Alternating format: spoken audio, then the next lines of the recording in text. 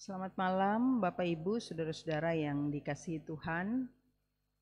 Kita akan masuk dalam pemberitaan firman Tuhan dan sebelumnya mari kita satu di dalam doa. Kita berdoa. Bapa di dalam surga, kami akan membaca Alkitab dan mendengarkan sabda-Mu diberitakan pada malam hari ini. Dalam ibadah keluarga di mana warga jemaat masih berada di rumah.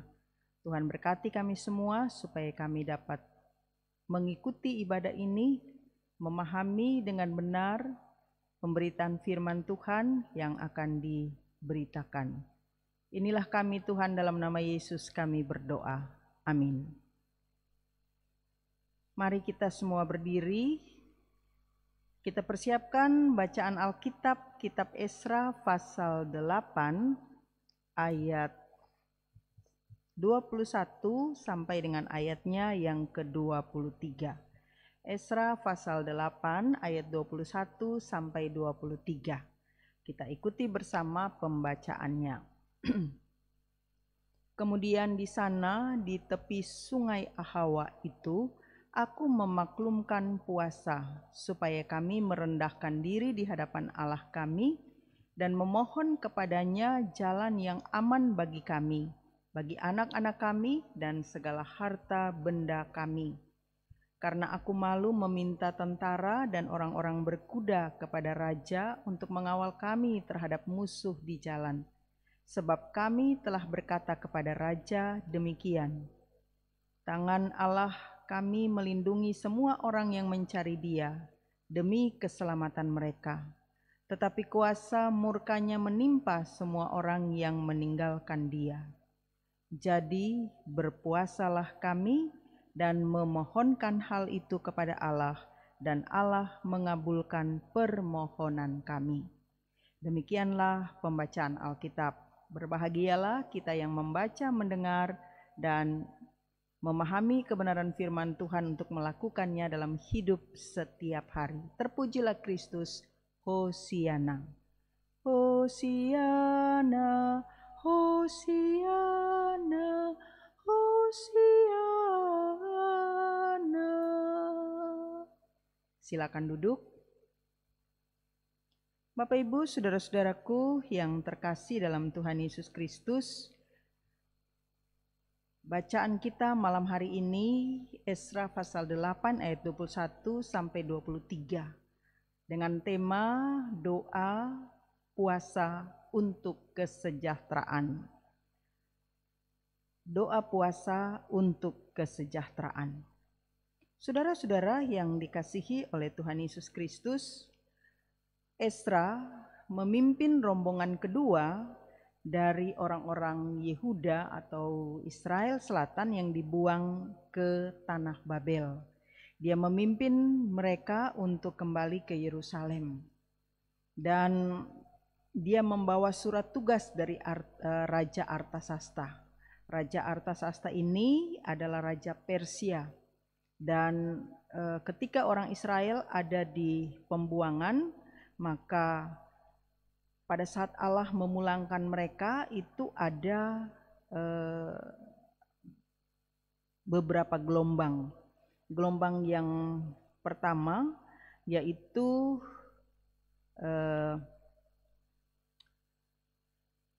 pada zaman Raja Kores memerintah. Jadi ketika Kores memerintah, lalu Israel diperkenankan pulang. Nah, gelombang pertama mereka pulang ke Yerusalem. Rombongan yang kedua dipimpin oleh Esra. Bapak Ibu saudara-saudaraku yang terkasih dalam Tuhan Yesus Kristus, kalau gelombang yang pertama atau kelompok pertama pulang sesuai perintah Raja Kores, pada saat itu Bait Allah di Yerusalem dibangun kembali, lalu ditabiskan dan ibadah di Yerusalem dipulihkan. Nah, gelombang yang kedua ini pulang di bawah pimpinan Imam Esra, yaitu setelah 48 tahun dari gelombang atau kelompok pertama. Lama sekali, setelah 48 tahun. Jadi bahwa bait Allah itu sudah dibangun. Kemudian kalau sudah 48 tahun ini sudah mulai ada rusak di sana sini. Apalagi rakyat pada waktu itu juga jatuh miskin. Sehingga bait Allah ini perlu direnovasi, perlu diperbaiki. Nah, Esra kemudian menemui Raja Artasasta, kemudian dia meminta, dan singkatnya dengan dukungan daripada Raja Artasasta secara penuh, Esra kemudian mempersiapkan rombongannya untuk berangkat pulang ke Yerusalem. Dan dukungan daripada Raja Artasasta itu ditunjukkan dengan bagaimana mereka dibekali dengan banyak emas, permata, banyak barang-barang yang akan dipakai untuk merenovasi kembali bait Allah dan mengisi rumah Allah itu dengan segala peralatannya. Nah, itu dipersiapkan semua dan mereka akan bawa. Bapak Ibu Saudara-saudara, mengingat bahwa pembangunan bait Allah ini pernah dihambat pada saat yang pertama dibangun. Jadi pernah dihambat, lalu sempat terhenti beberapa saat, beberapa tahun ya Bapak Ibu Saudara-saudara. Maka Esra kemudian memikirkan bagaimana supaya untuk renovasi ini juga dapat berjalan dengan baik. Karena itu maka supaya tidak ada musuh-musuh yang menghambat sebagaimana pembangunan yang pertama, karena pernah dihambat tadi, maka Esra berpikir bukan tidak mungkin perjalanan mereka dengan rombongan yang membawa segala peralatan bait Allah, emas, perak, dihambat oleh para musuh. Sebelum berangkat Esra katakan supaya mereka mengadakan doa bersama. Nah, doa bersama itu dilaksanakan di tepi sungai Ahawa, pembacaan kita. Mereka merendahkan diri di hadapan Allah, memohon kepadanya jalan yang aman bagi mereka bersama dengan anak-anak, keluarga, para imam, dan segala harta benda mereka. Bapak Ibu Saudara-saudaraku yang dikasihi Tuhan Yesus Kristus, dengan doa dan puasa, Esra meyakini perjalanan mereka akan aman. Perjalanan mereka akan tiba dengan selamat. Dan semua itu oleh karena mereka meminta pertolongan dan tuntunan Allah. Esra tidak meminta pengawalan khusus dari raja, padahal raja memberi dukungan penuh. Tetapi tadi pada ayatnya yang ke-22, dia sudah mengatakan, tangan Allah kami melindungi semua orang yang mencari Dia demi keselamatan mereka. Dan karena itu maka dia tidak meminta kepada Raja Artasasta dan para penguasa untuk dikawal, tapi dia berserah penuh pada tuntunan dan pertolongan Tuhan. Bapak Ibu Saudara-saudaraku yang dikasihi Tuhan, mereka kemudian dikatakan pada ayat 23, berpuasalah kami dan memohonkan hal itu kepada Allah. Mereka yang meyakini bahwa Allah akan mengabulkan permohonan mereka. Jadi satu hal yang sangat penting kita perhatikan, dengan doa dan puasa, Esra meyakini umat Allah bahwa meyakinkan umat Allah bahwa perjalanan mereka akan aman dan selamat.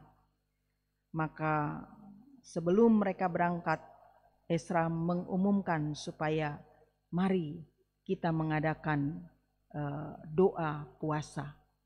Saudara-saudaraku, puasa sering dilakukan banyak orang Kristen, terutama ketika berada dalam kesesakan dan masalah yang berat. Puasa dan doa. Tetapi Bapak Ibu Saudara-saudara, banyak juga orang Kristen yang keliru memahami arti daripada puasa itu sendiri. Karena itu ada orang yang berpuasa, ya orang Kristen juga, ada orang yang berpuasa untuk dalam rangka diet, menguruskan badan, puasa. Ya, tidak makan, tidak minum sekian hari, atau makanannya itu dibatasi hanya makan sayur atau hanya pada jam tertentu saja dan lain sebagainya. Nah, banyak orang yang salah mengartikan puasa itu sendiri. Bapak Ibu saudara-saudara yang terkasih dalam Tuhan Yesus Kristus,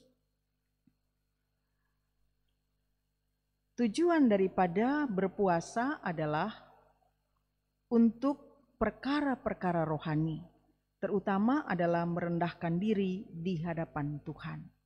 Itu dikatakan juga di dalam 1 Petrus pasal 5 ayat yang ke-6. Nanti Bapak Ibu baca. Ya, untuk segala perkara-perkara rohani dan dalam hal merendahkan diri di hadapan Tuhan. Bapak Ibu saudara-saudara yang dikasihi oleh Tuhan Yesus Kristus, tujuan berpuasa tadi dikatakan, saya baca saja 1 Petrus 5 ayat 6, karena itu rendahkanlah dirimu di bawah tangan Tuhan yang kuat, supaya kamu ditinggikan pada waktunya. Nah, salah satu contoh di bacaan kita ini, perjalanan akan ditempuh sangat jauh, 4 bulan perjalanannya. Banyak bahaya menghadang, juga ada serangan musuh, maka mereka butuh pertolongan. Bapak Ibu saudara-saudaraku yang terkasih dalam Tuhan Yesus Kristus, Esra, dia tidak bertindak dengan akal sendiri atau dia bersandar pada kekuatan manusia, tetapi dia lebih mengandalkan Tuhan. Itu berarti dia merendahkan diri di hadapan Tuhan dan dia mengakui bahwa Tuhanlah yang lebih tahu apa yang ia perlukan, yaitu keamanan dan keselamatan. Nah, Bapak Ibu saudara-saudaraku, Esra dihadapkan pada 2 pilihan. Yang pertama, minta pertolongan manusia, dan yang kedua, mempercayakan diri pada kuasa Tuhan sepenuhnya, bukan setengah-setengah, sepenuhnya. Nah, Esra dia tidak bertindak dengan akal budi tadi saya katakan atau bersandar pada kekuatan manusia, tapi dia mengandalkan Tuhan. Itu berarti dengan doa puasa maka dia merendahkan diri di hadapan Tuhan dan dia mengakui bahwa Tuhan lebih tahu apa yang ia perlukan. Ya, puasa yang didasari oleh kerendahan hati pasti mendapat jawaban dari Tuhan. Dan itu yang dilakukan oleh Esra. Bapak Ibu saudara-saudara, berbicara tentang puasa, Tuhan Yesus di Injil Matius pasal 6 ayat 16 juga mengajarkan murid-murid untuk mereka berpuasa. Sekalipun puasa itu tidak wajib, karena niat puasa itu timbul dari pribadi masing-masing orang. Tetapi bahwa puasa itu ternyata amat sangat penting. Doa disertai dengan puasa. Perlu kita ketahui Bapak Ibu saudara-saudara bahwa puasa dalam perjanjian lama dan perjanjian baru itu ada perbedaannya. Doa puasa dalam perjanjian lama itu dilakukan secara rutin oleh bangsa Israel untuk menantikan kedatangan Mesias, yaitu Sang Penyelamat yang dijanjikan. Mereka berpuasa, terus berdoa supaya Mesias datang sebagai penyelamat yang sudah dijanjikan amat sangat lama. Nah, dalam perjanjian baru puasa, Mesias telah datang, Mesias sudah berkarya. Artinya bahwa keselamatan itu sudah datang. Mereka berpuasa untuk menjaga keselamatan yang sudah dimiliki, supaya keselamatan itu tetap mereka miliki, tidak menjadi hilang. Itu dikuatkan dengan doa dan puasa. Dalam perjanjian lama, Musa berpuasa, Elia juga berpuasa, Daud berpuasa, Esther ketika akan bersama-sama dengan orang Israel, Esther akan berjumpa dengan sang raja, dia juga berpuasa. Ayub juga demikian, di tengah pergumulannya dia berpuasa. Daniel dia berpuasa, hanya makan sayuran dan juga minum air, tetapi dia menjadi orang yang kuat, yang bisa bertahan. Yunus berada di perut ikan, juga dia berpuasa selama 3 hari 3 malam. Niniwe juga berpuasa. Nah, dalam perjanjian baru Yesus sendiri berpuasa 40 hari 40 malam di padang gurun pasir. Yohanes Pembaptis juga berpuasa. Paulus, jemaat perdana ketika menghadapi berbagai tantangan, mereka juga berdoa dan berpuasa. Dan mereka secara khusus berpuasa untuk menguatkan pelayanan para rasul, yakni Paulus dan juga Barnabas. Nah, untuk berpuasa maka diperlukan kesabaran, diperlukan ketekunan. Kesabaran dan ketekunan itulah yang akan membuahkan hasil yang manis dan indah pada waktunya. Jadi puasa dilakukan Bapak Ibu Saudara-saudara untuk situasi yang mendesak. Meminta belas kasihan Tuhan, meminta Tuhan bertindak dalam masalah kehidupan manusia, kehidupan orang percaya, minta kekuatan dalam pelayanan dan lain sebagainya. Dan tujuan puasa itu sendiri antara lain ketika umat tertekan oleh kesusahan yang berat, ketika mereka harus melakukan penyembahan pada hari pendamaian yang rutin dilakukan.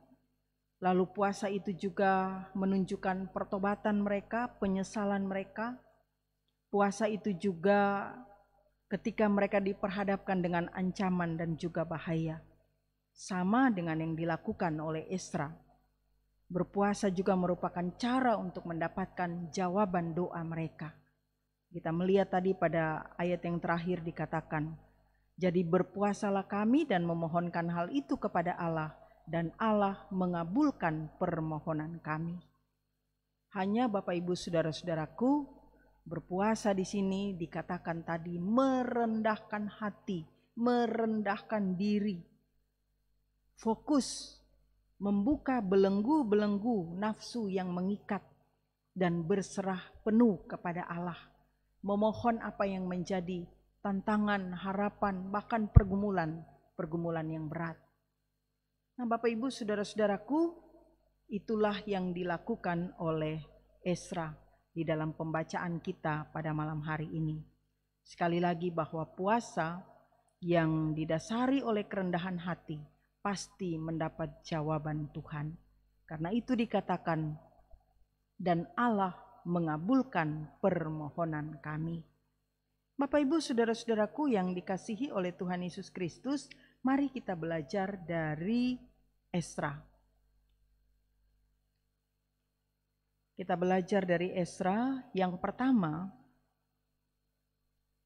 dalam kehidupan kita di tengah berbagai tantangan, pergumulan, apalagi di masa pandemi sekarang ini, berkali-kali saya selalu menyampaikan bahwa dampak dari pandemi itu sangat luar biasa. Mulai dari kehilangan orang-orang yang terkasih, kemudian mengalami sakit atau terkena virus corona, lalu bergumul bagaimana supaya bisa sembuh, apalagi dalam keadaan yang parah. Kemudian yang kehilangan pekerjaan, yang harus berjuang mulai dari bawah, harus menyesuaikan diri dengan protokol kesehatan, dan bahkan sampai dengan saat ini, sekalipun vaksin sudah mulai dilaksanakan, tetapi bahwa itu juga dikatakan bukan berarti kita kemudian terbebas. Nah, berbagai persoalan kehidupan, sakit penyakit dan lain sebagainya, kita semua menghadapi sampai dengan saat ini. Tapi kalau kita belajar dari Esra, kita diajak untuk mari percaya dan melakukan perintah Tuhan dengan sungguh-sungguh.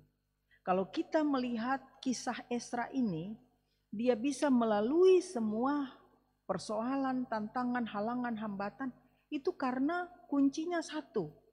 Satu hal yang dimaksudkan di sini adalah bagaimana dia mendekatkan diri kepada Tuhan. Dia percaya kepada Tuhan, dia melakukan kehendak Tuhan, dia setia kepada Tuhan, dan dia meyakini bahwa ketika dia senantiasa melakukan perintah dan kehendak Tuhan, maka Tuhan sendiri akan bertindak bagi keselamatannya. Dan itu yang terjadi. Dan bukan tidak mungkin itu juga terjadi dalam kehidupan kita sampai dengan hari ini dan juga sampai pada saat ini. Dengan kata lain bahwa Firman Tuhan ini mau mengatakan kepada kita percaya melakukan perintah Tuhan dengan sungguh-sungguh. Tidak separuh-separuh, tidak setengah-setengah. Tidak kalau mood, kalau kita mau, tidak. Tapi dengan sungguh-sungguh.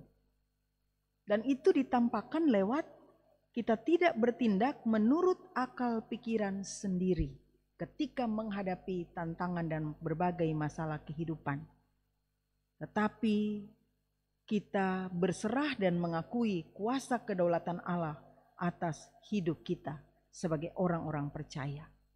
Jadi, mari Bapak Ibu Saudara-saudara, di tengah setiap tantangan persoalan kehidupan yang saat ini sedang masing-masing keluarga hadapi, di tengah persekutuan dan pelayanan, kita tidak bertindak menurut akal pikiran, tetapi atau mengandalkan manusia kekuatan sendiri, tetapi kita berserah dan mengakui kedaulatan Allah.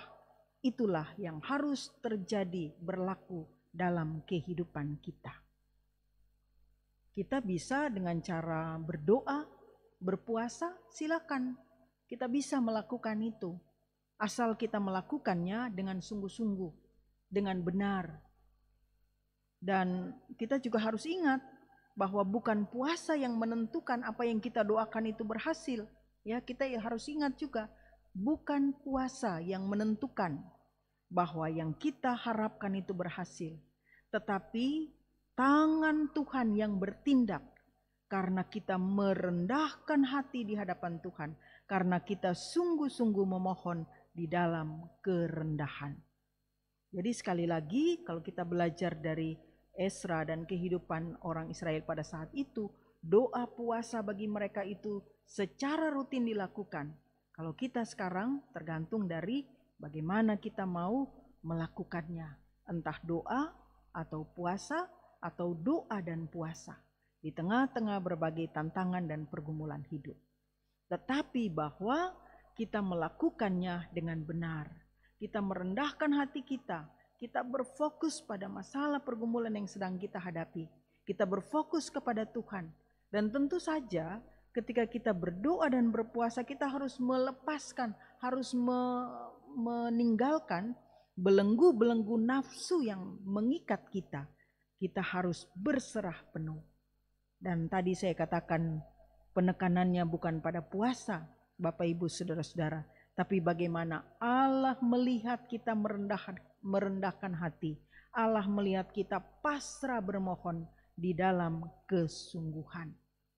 Nah, Bapak Ibu Saudara-saudaraku yang dikasihi Tuhan, kita sekarang ini juga harus bergumul, berdoa. Ya, bila perlu kita berpuasa secara pribadi, silakan. Karena kita sedang berupaya.